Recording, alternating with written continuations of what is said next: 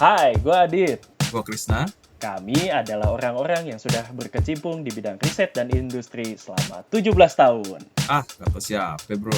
Kata kuku kakak kakek. Alah, susah banget dah podcastnya bro, asli.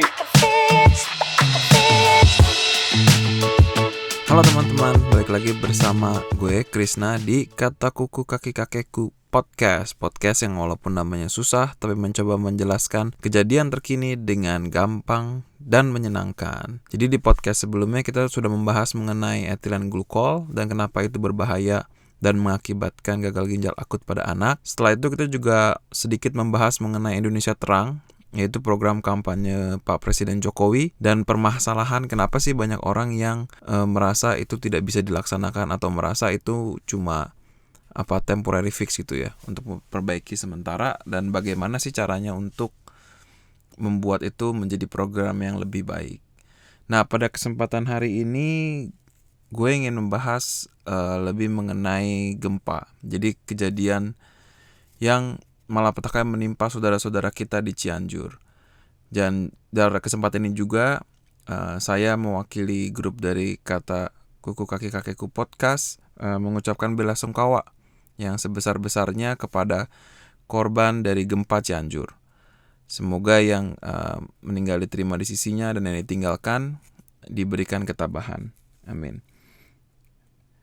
Dan pada kesempatan kali ini gue ingin sedikit ngobrol sebenarnya apa sih yang terjadi di Cianjur dan kenapa sih korbannya begitu banyak gitu ya. Kita mencoba melihat dari segi yang lebih ilmiah lah begitu. Oke, kalau gitu kita mulai aja langsung. Kita mulai dari faktanya. Apa sih fakta yang di lapangan? Jadi telah terjadi gempa di mana epicenter gempanya itu ada sekitar 10 km barat daya dari Kabupaten Cianjur. Nah, besar gempanya di epicenternya adalah 5,6 skala Richter. Dimana kalau misalnya kita lihat di diagramnya sendiri, 5,6 itu sebetulnya moderate to strong. Jadi dia itu tidak terlalu kuat gitu ya getarannya. Tapi kenapa ini bisa menjadi begitu dahsyat efeknya atau begitu banyak korbannya?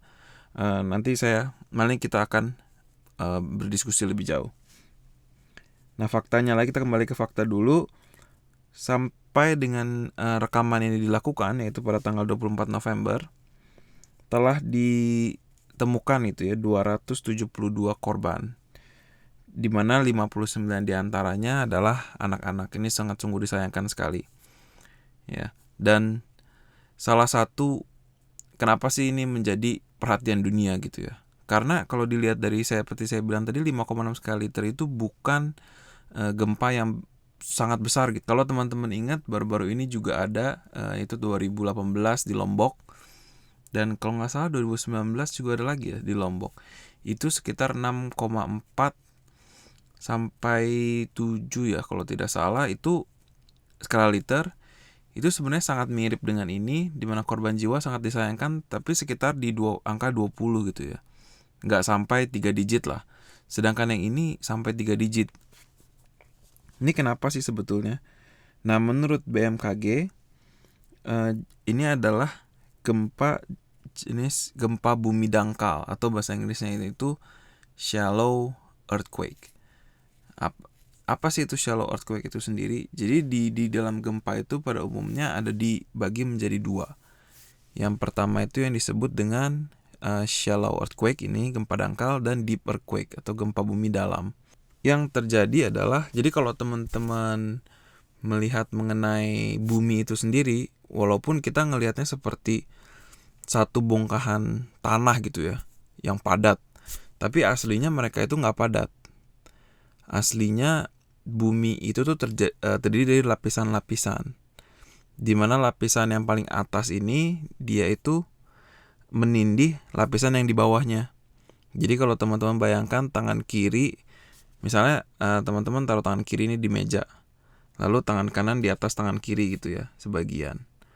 Nah, apa yang sebenarnya sekarang terjadi itu adalah di dunia ini, si tangan kiri ini atau lapisan yang ada di bawah ini bisa saja bergerak. Ya, dia tuh bisa bergerak, dan karena gaya gesek, si tangan kanan, coba kalau teman-teman gerakin yang tangan kiri, yang tangan kanan ikut bergeser kan. Nah, itu sebenarnya adalah yang terjadi. Ya. Nah, yang disebut dengan gempa bumi dangkal ini adalah peristiwa yang kalau misalnya, jadi anggap aja si tangan kiri ini seperti si bumi yang ada di bagian atas ini, itu seperti pegas gitu ya. Dimana dia didorong terus dari bawah, didorong seperti pegas yang teman-teman tekan gitu. Tekan lama-lama, tekan sampai satu titik dia nggak kuat, dia akan kembali memanjang. Nah, itu adalah yang terjadi. Jadi yang terjadi adalah karena gaya gesek, si lapisan yang bagian atas ini terdorong masuk, terkompaksi gitu ya. Lalu di satu titik si pegasnya ini, si gaya yang atas ini, dia melampaui gaya geseknya. Jadi dia kembali ke bentuk semula. Dan itu yang disebut dengan gempa bumi dangkal atau shallow earthquake. Karena yang menyebabkan gempanya itu ada di lapisan paling atas. Ya. Nah, sedangkan yang disebut dengan gempa bumi dalam atau deep earthquake itu adalah saat tangan kiri yang ada di bawah tadi atau lapisan yang ada di bawah tadi, misalnya dia membelok masuk ke bawah misalnya. Nah, itu menyebabkan si yang tangan kiri ini lama-lama terpaksa menekuk. Nah, kejadian waktu dia menekuk itu menyebabkan satu patahan atau satu energi yang juga menyebabkan guncangan. Nah, terus mungkin yang ada di benak teman-teman selanjutnya adalah, wah, apakah ini akan menyebabkan tsunami gitu ya? Karena sering banget kan dihubung-hubungkan antara gempa bumi dengan tsunami.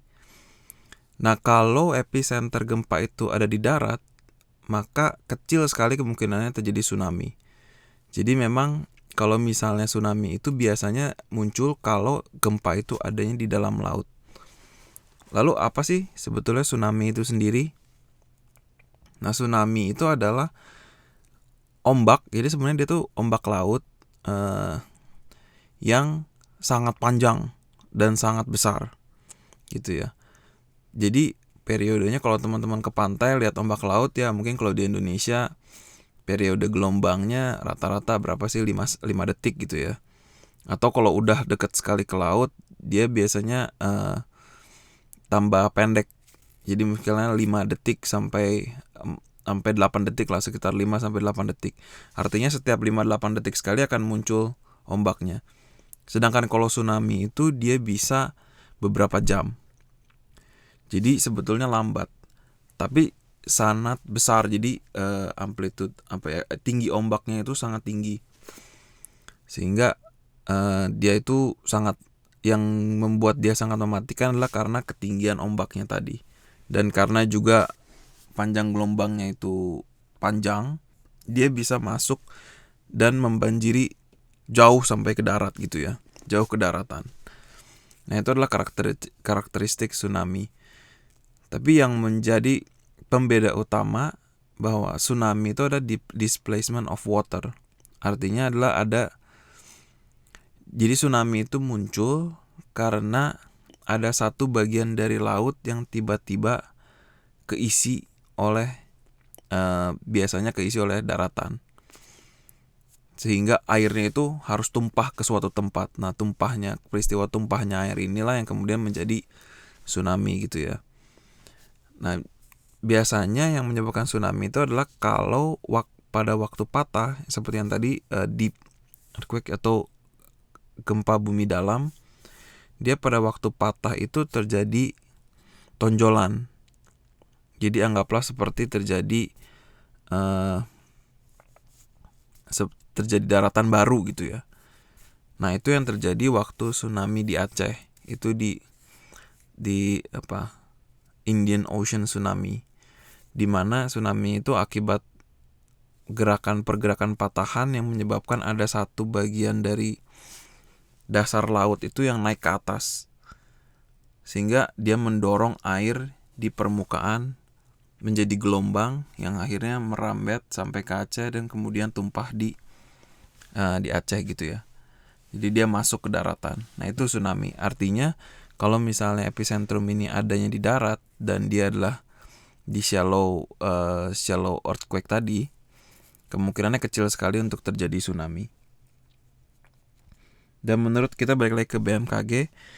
Jadi menurut BMKG penyebabnya itu adalah aktivitas sesar Cimandiri. Jadi patahannya ini namanya sesar, kalau di Indonesia namanya jadi sesar. Nah, patahan Cimandiri atau sesar Cimandiri gitu ya. Dan disebutnya strike slip. Nah, yang disebut dengan slip itu adalah tadi.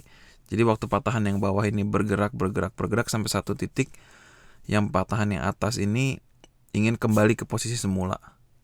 Dan gaya untuk kembali ke posisi semulanya itu, gaya pegasnya itu melebihi gaya gesek dari pertemuan dua lempeng ini. Nah, lalu kenapa lantas kemudian ini menjadi sangat berbahaya kalau dibanding dengan deep earthquake atau gempa bumi dalam dengan magnitude yang sama? Ya, misalnya sama-sama 5,6 skala liter atau 7 skala liter sekalipun. Bedanya adalah pada waktu merambat, jadi waktu terjadi retakan lah atau slip atau penyebab gempa ini, semakin jauh dia dari permukaan, maka energi getarannya pertama semakin berkurang. Ya kan, karena waktu gelombang energi ini merambat seperti gelombang itu, kalau teman-teman bayangkan dia merambat seperti gelombang di laut gitu ya, turun naik seperti itu. Nah, dia itu semakin lama amplitude gelombangnya semakin kecil. Ya, karena semakin energi yang dimiliki semakin berkurang. Lalu ciri khas yang kedua adalah kalau untuk gempa bumi dalam, semakin dalam si gelombang ini merambat, maka panjang gelombangnya semakin panjang. Artinya apa? Kalau misalnya teman-teman lihat, misalnya ada per nih, atau mainan gitu ya, mainan yang ada bawahnya per, lalu digoyang, maka dia mungkin awal-awal dia goyangnya cepet, tapi lama-lama akan melambat ya kan. Lalu gerakannya juga misalnya ke kanan atau ke kirinya itu makin lama makin kecil. Nah, itu juga seperti itu. Jadi si gelombangnya ini semakin lama semakin, pertama amplitudenya mengecil, yang kedua dia semakin lambat, periodenya semakin panjang. Efeknya apa? Kalau misalnya kita punya gedung di atasnya, di atas ini, lalu si gedung ini memiliki penahan gempa, untuk gelombang yang panjang seperti tadi, si anti gempanya ini punya waktu untuk merespon getarannya, untuk menyerap getaran tersebut. Ya kan, jadi seluruh ruangan, misalnya teman-teman bayangkan seluruh gedungnya itu dia bisa bergerak ke kanan, ke kiri gitu ya. Nah, itu anti gempa itu kan bisa diserap. Sedangkan di shallow earthquake itu, karena dia jarak dengan permukaannya itu dekat sekali, walaupun energinya kecil, misalnya 5,6 dalam kasus ini, dia itu amplitudenya pertama masih besar, karena jaraknya pendek, jadi tidak banyak energi yang hilang. Yang kedua, dia itu periodenya juga pendek. Ya, jadi dia akan cepat sekali, kanan kiri gitu ya. Sehingga kalaupun ada gedung yang memiliki anti gempa, kemungkinan lebih besar kemungkinannya untuk anti gempa itu gagal gitu ya, untuk tidak berhasil. Lalu yang kedua, karena ini itu seperti saya bilang itu pegas, bukan karena gerakan dari yang bawah, bukan karena terjadi patahan atau apa gitu ya, ini karena pegas. Teman-teman bayangkan kalau ada pegas, teman-teman tekan lalu lepas, apa yang terjadi? Si pegas itu akan memanjang. Waktu dia memanjang itu dia akan terlalu panjang. Lalu karena terlalu panjang dia akan kembali menjadi pendek, panjang lagi, panjang lagi gitu ya. Nah, itu yang disebut dengan aftershock. Jadi aftershocknya itu banyak, atau gempa susulan bahasa Indonesia. Jadi gempa susulannya itu banyak untuk jenis shallow earthquake ini. Makanya kalau balik lagi ke fakta dari BMKG, menurut pemantauan mereka terjadi 127 aftershock setelah gempa utama. Nah, yang membuat ini sangat berbahaya adalah kalau sebelum gempa itu misalnya ada bangunan, waktu gempa dia hancur ya, jadi rumble gitu ya, jadi puing-puing. Itu kan seperti batu ya, kalau teman-teman tumpuk batu yang rapi, yang bagus, yang cakep gitu ya, lalu digoyang sedikit si batunya runtuh kan. Nah, dengan posisi seperti itu tuh dia jadi tidak stabil. Artinya dengan goyangan sedikit juga si batu ini bisa tambah hancur ke bawah. Nah, ini adalah salah satu bahaya dari aftershock, karena yang pertama itu bikin hancur, yang kedua itu bikin si puing-puing ini tersebar kemana-mana. Kalau teman-teman kebetulan ada di sana, misalnya selamat dari puing yang pertama, nah tapi ada di situ di pinggir-pinggirnya waktu terjadi aftershock, ini teman-teman bisa tertimpa puing-puing tadi. Jadi ini yang menyebabkan penyelamatan itu lama, karena aftershocknya itu gempa susulannya itu banyak sekali dan bertubi-tubi gitu ya. Dan yang diperparah itu untuk cuaca waktu itu adalah terjadi hujan besar, di mana kontur Cianjur itu pegunungan. Jadi kalau misalnya ada seperti tadi, waktu gempa ini kan membuat si tanah ini tidak menjadi tidak stabil gitu ya, unstable.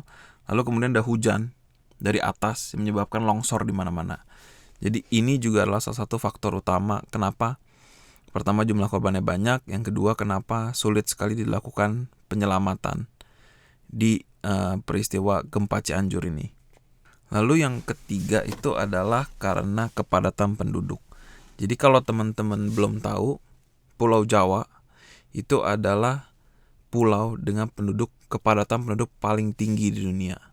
Ya kan, lebih dari 150 juta orang di ukuran yang sebetulnya lebih kecil daripada pulau utama di Jepang.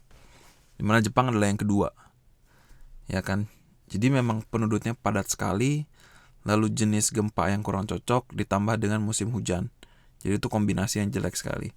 Nah, itu kan dari faktor alam, ya kan? Nah, yang kedua adalah dari faktor tata kotanya. Bahwa gedung-gedung di sana itu tidak ada yang dilengkapi atau sedikit sekali yang dilengkapi dengan anti gempa. Anti gempa itu seperti apa sih? Jadi anti gempa itu alat yang ditaruh di fondasi bangunan. Ya, jadi di fondasi bangunannya itu dikasih fondasi yang bisa bergerak. Jadi kalau tanahnya itu bergerak kanan kiri, si bangunannya itu tidak perlu bergerak gitu ya. Nah, jenisnya ada macam-macam, mungkin teman-teman bisa Google sendiri. Tapi intinya adalah dia kalau misalnya tanah yang di bawah itu bergerak, si gedung ini tidak boleh ikutan bergerak juga. Gitu intinya di situ. Karena konkret atau besi atau apapun yang ada yang membuat si struktur si bangunan ini kokoh, kalau digoyang-goyang sih pasti runtuh juga gitu ya, mau seperti apapun. Jadi anti gempa itu adanya di fondasi. Problemnya adalah kalau misalnya bangunannya udah jadi, kita mau kasih anti gempa, itu bangunannya harus diangkat dulu. Kita kasih fondasi dulu gitu ya. Lalu baru dipasang tuh anti gempanya. Jadi itu prosesnya mahal, prosesnya susah. Dan ya sekarang memang perlu disesali bahwa sekarang banyak sekali gedung-gedung yang hancur, tapi diharapkan untuk penggantinya nanti adalah anti gempanya. Itu dari segi anti gempa. Yang kedua adalah tidak ada pemantauan. Nah, saya kasih contoh. Jadi di Amerika itu lempengan California itu sudah diramalkan akan memiliki mirip seperti ini. Jadi dia shallow. Jadi si lempengan California itu di negara bagian California itu dia duduk di atas satu lempengan Pasifik yang tidak stabil sebetulnya. Nah, jadi lama-lama itu dia akan terjadi gempa yang disebut dengan shallow tadi. Disebut dengan strike slip ini. Jadi yang mereka lakukan itu adalah mereka pasang titik-titik GPS, titik-titik observasi yang bisa dilihat dari GPS. Lalu itu dihitung. Jadi misalnya gimana? Jadi di sepanjang pantai itu ada titik pemantauan, lalu sekitar 500 km dari titik pemantauan pertama ada titik pemantauan kedua gitu ya. Lalu begitu terus. Jadi mereka bisa map sampai nanti ada titik yang tidak bergerak. Nah, itu dari waktu ke waktu dikumpulkan koordinatnya dikumpulkan lalu dibandingkan dari tahun ke tahun itu ada pergerakan atau enggak. Dan kesimpulan mereka adalah bahwa lempengan California ini bergerak sekitar 3-5 cm setiap tahun. Nah, berdasarkan itu mereka kemudian estimasi, artinya ada kemungkinan terjadi strike slip ini atau gempa dangkal ini itu adalah satu kali per 500 tahun berdasarkan itu. Nah, Indonesia ini kan banyak sekali ya. Jadi Indonesia tuh kan kita kepulauan. Jadi banyak pulau yang bentuk yang tanahnya tuh sebenarnya seperti itu, yang unstable gitu ya. Dia ada di atas patahan yang lain.